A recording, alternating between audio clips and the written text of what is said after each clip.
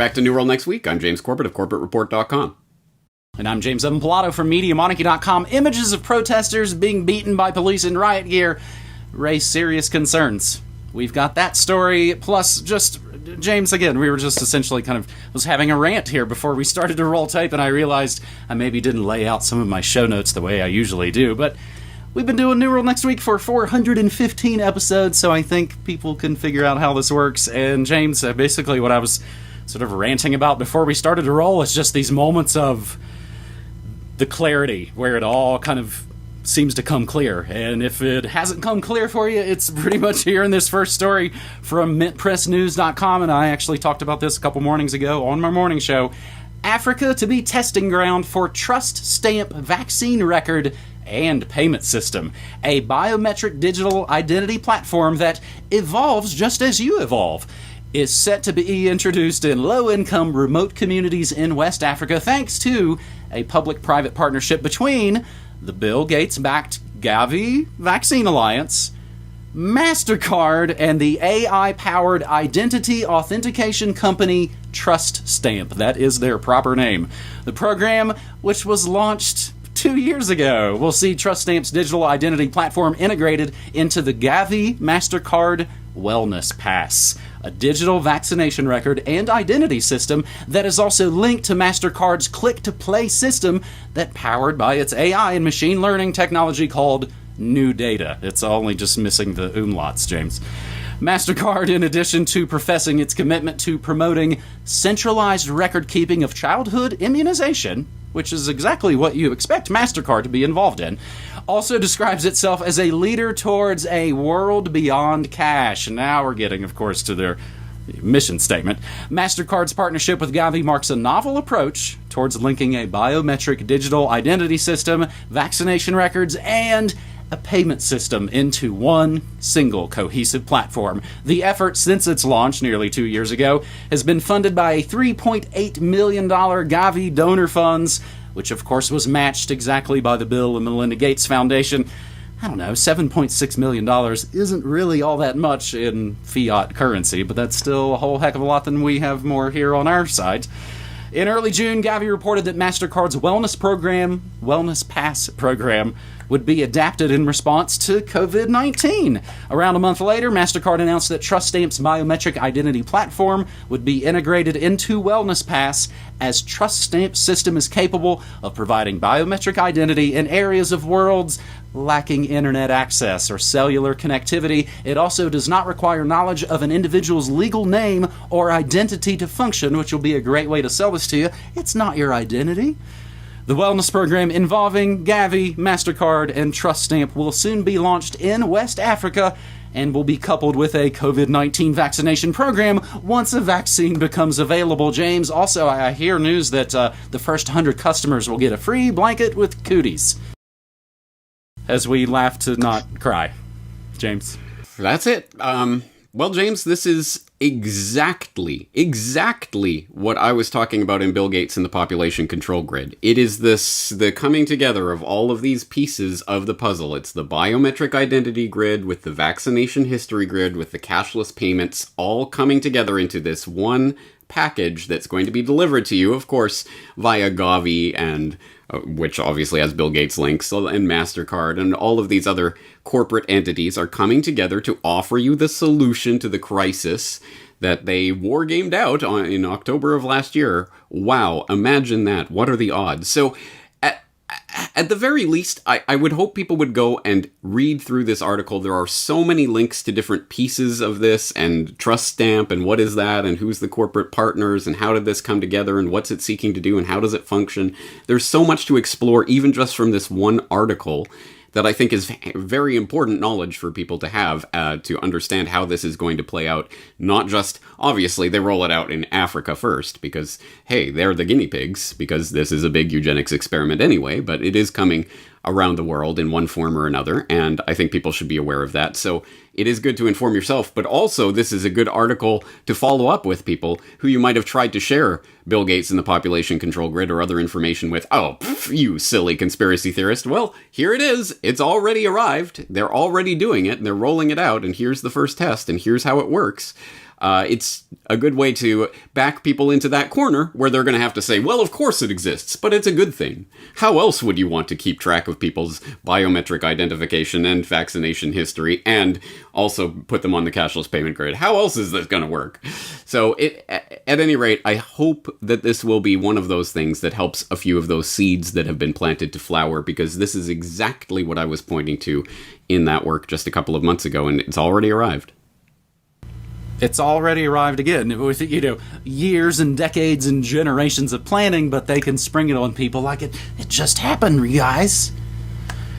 James, speaking of, again, following up with folks about this information, I actually recently had a friend who shared the story of the NBC guy who was essentially role-playing his made-up adventures with COVID that, of course, they noted was never had it, never did, Friend tried to share that story on a social media platform, but they made the rookie mistake of sharing an RT link, and of course they were immediately jumped all over, and you work for Putin, and again, this is the situation we're in. This is also episode 415 of New World Next Week, and we'll move to our second story, James, as it's pretty much been all to the wall these last few months. And the Cold War seem like they're going hot. From the Big Brother Corporation, Serbia scraps curfew plan for Belgrade after protests. And this is not the first story we've had where the medical martial law has backed off a little bit when it comes to actual protests in the streets that, of course, they're going to win. Things are rigged in the man's favor when you hit the streets. The Serbian government has scrapped a plan to impose a weekend coronavirus curfew in Belgrade after 2 nights of protests in the capital. The Prime Minister Brnabic, I'm mangling all the names, it will of course always be mentioned down in your show notes, Brnabic. Prime Minister Brnabic announced more limited measures, including a ban on gatherings of more than 10 people. The President Vucic had wanted the curfew due to a rise in infections. Human rights groups accused the authorities of heavy-handed approach and urged restraint. Dozens of police and, of course, protesters, all each injured. They say they want to distinguish themselves from the violent groups that started clashes on the previous nights, which we could only speculate, of course, might be involved in the usual law enforcement sources of violence in the protests. President Vucic has blamed those far-right nationalists for stirring up trouble on those occasions, which again still probably points to the cops. First night of protests began peacefully outside the National Assembly, but of course later turned violent. Crowds broke into the National Assembly building, and that's of course when the rubber meets the road, prompting the police to intervene. Thousands of people turned out for a second night of protests, blaming the government for the spike in infections. Remember who caused, again, the chaos going on. Protests reported in other cities. Videos, of course, emerged, as everybody loves, videos of police beating people, which you can post all over the internet. But as we'll get to our third and final story, don't think that you can put a cogent documentary together where you'll discuss ideas. You can put up snuff violent videos all day on the controlled platforms. Videos have emerged of police beating 3 men on a bench. Journalists have caught up in the violence as well. Police officer reportedly having both legs broken, on and on and on. Again, they want you to get down into the dirt of just the violence of it and not think about how this all starts. Again, this is a BBC article. The Council of Europe's Human Rights Commissioner said the violent dispersal of demonstrators by police raised serious human rights concerns. Even Amnesty International said that disproportionate use of force was not justified. Images of Serbian police firing tear gas and stun grenades indiscriminately into the crowd and of protesters and bystanders being charged by mounted police and beaten by police in riot gear raise serious concerns. So, James, we've had these situations now essentially in the States. Maybe not getting quite this violent as it comes to the Rona protests, and of course those are evil and bad, but if you're protesting racial stuff, it's somehow you won't get the Rona from that. James, we're clown world, and it's infected all the rest of the world. It is a new clown world order, eh? It really is, and I want people to extract the real story from this story, because of course you're not going to get the real underlying story here from the BBC. they're going to frame it about, violent protests and clashes with police as if that's the story. That is not the story. The story here is that in a country of 7 million people, the president came out and said there's 300 new cases and 13 deaths of people with COVID. Not of COVID, of course. No one dies of COVID. They die with COVID. But 13 new deaths. We have to impose these new lockdown measures, and we're going to have new curfews on the weekends, and we're going to have to go back into lockdown. And people didn't just say no. They said, hell no. And they stormed the government's palaces and said no, and put their foot down, and did not allow it to take place. That is the story here, and don't let them tell you anything otherwise. The people have the power. They have the power to say no. They have the power to not comply. Do not comply with these orders. This is what it looks like in action. And of course the BBC and all of the MSM are going to report this as, oh no, these violent protesters have erupted, and oh no, the world's coming to an end. Whereas, of course, the politically sanctioned protests, when they happen, whatever violence happens there is perfectly okay. But violence in this case, it's horrible. No, that is not the story. The story is that the people have the power, and they do not have to comply with these types of lockdown measures and other things, and they can take the power back at any time they want to. Do not let the media tell you otherwise. And if you want more elaboration on the philosophy behind this and what it really boils down to, I would wholeheartedly exhort you to watch my recent conversation with Keith Knight about the politics of obedience, an incredibly important philosophical treatise on this very subject, about the only solution that matters: non-compliance. Do not obey these orders. And guess what? They cannot enforce them on the entire population if people do not obey. That is the one and only solution to this crisis that actually matters. I actually played that interview earlier today on my stream, James. It was good stuff, fantastic stuff. This reminds me, and again, this is essentially the mainstream's use of violence as, again, the stick to sort of beat you into coercion, and then they'll show you commercials, and if you play along, you'll get these prizes and things. That's essentially how it works. Clyde Lewis kind of calls this waving the bloody shirt.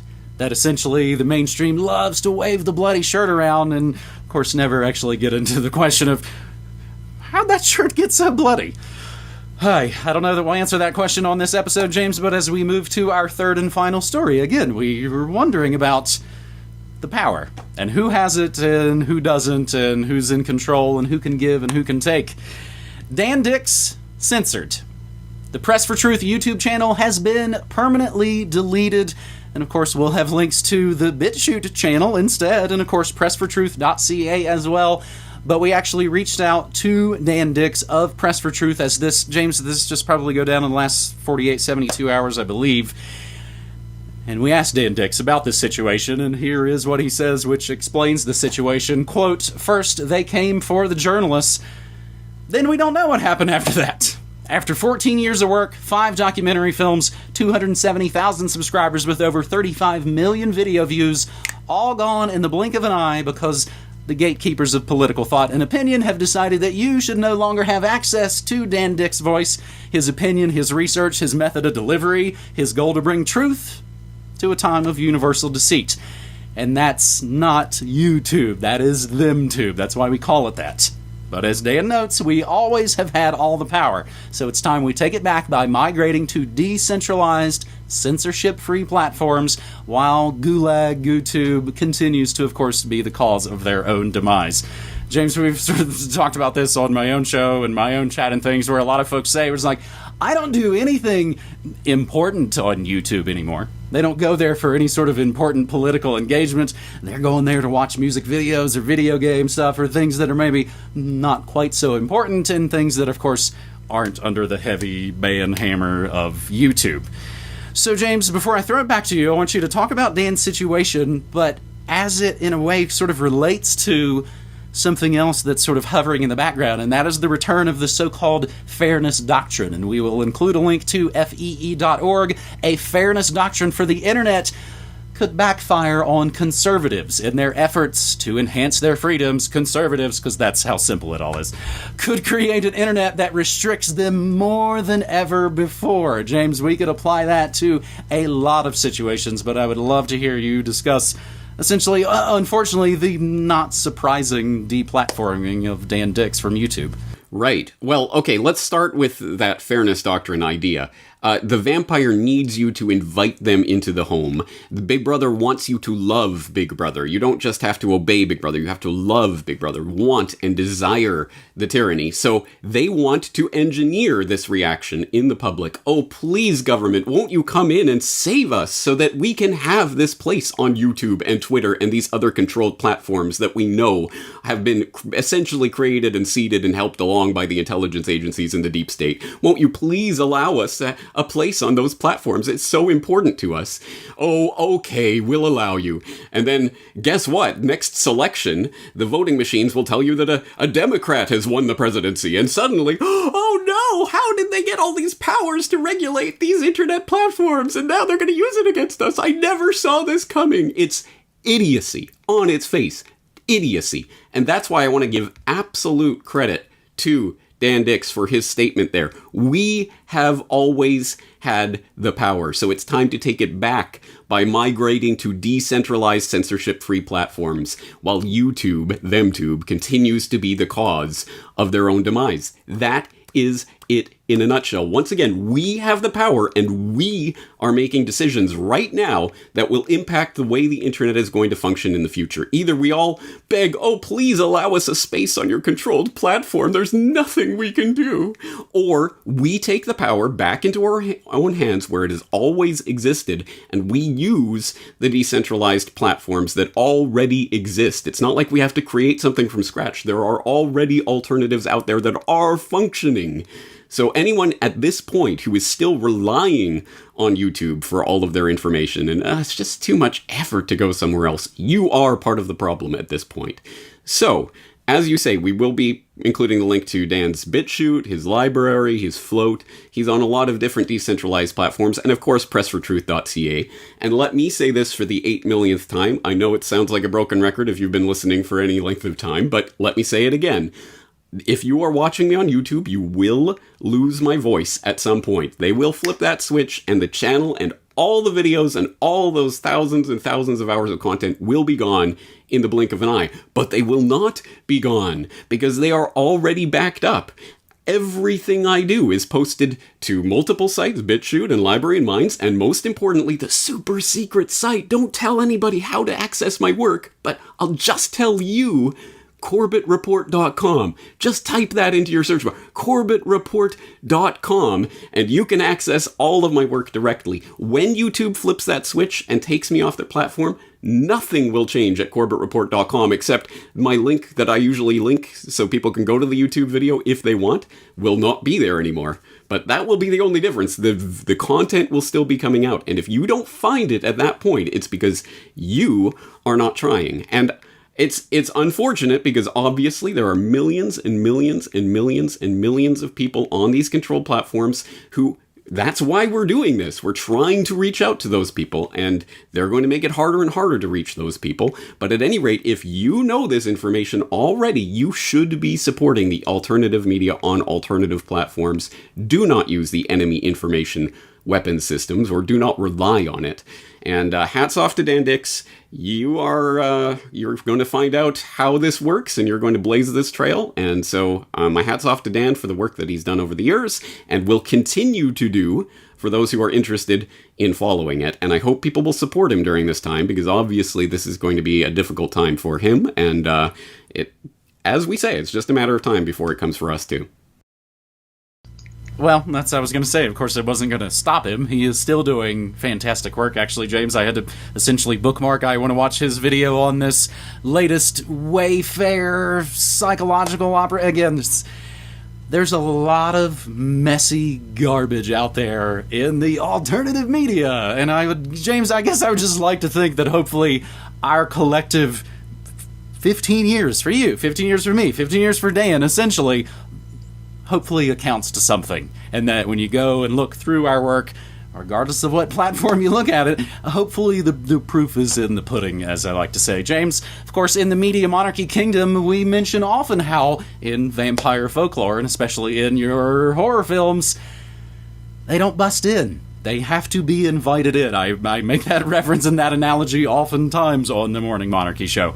So, having made that reference, James, I would love to invite folks to, again, speaking of controlled platforms, for the last couple of years, I've been running my chat stream on something called Discord, and it is a gamers platform, which, surprise, surprise, they've just announced they're going to rebrand away from just gaming, of course, in the age of Rona, because they want everybody not just to run away to Zoom. So as I've said from the beginning of using Discord, I've never super trusted them. I knew that essentially at some point the day would come where it's like, okay, we got to get off of this platform. And I'm wondering more and more, and we're talking about it more and more in the Media Monarchy community, much like you said, maybe it'll all just happen on MediaMonarchy.com. I use a number of the platforms as well, and a lot of those platforms for support we use because the audience yelled and screamed about it because they all left Patreon. And then they don't use those alternative platforms to support us. So again, it's a big old mess. There's a lot of stuff going on, and I know you and myself and Dan will all keep doing it. And again, we don't care how you support us, just as long as you support us. James, I can even go one better. I've got a freaking post office box, and people can just send their dirty, icky cash. And they've also, more and more in the age of Corona, they've been sending precious metals. So, James, I would love to see people come join us at MediaMonarchy.com/join. Awesome. Well, we're going to continue doing what we do. Dan's going to continue doing what he does, and I hope you'll be there to join us, but not on the controlled platforms. On that note, we will be back next week, one way or another. So, looking forward to it. Talk to you then, James. Thanks, buddy. Take care.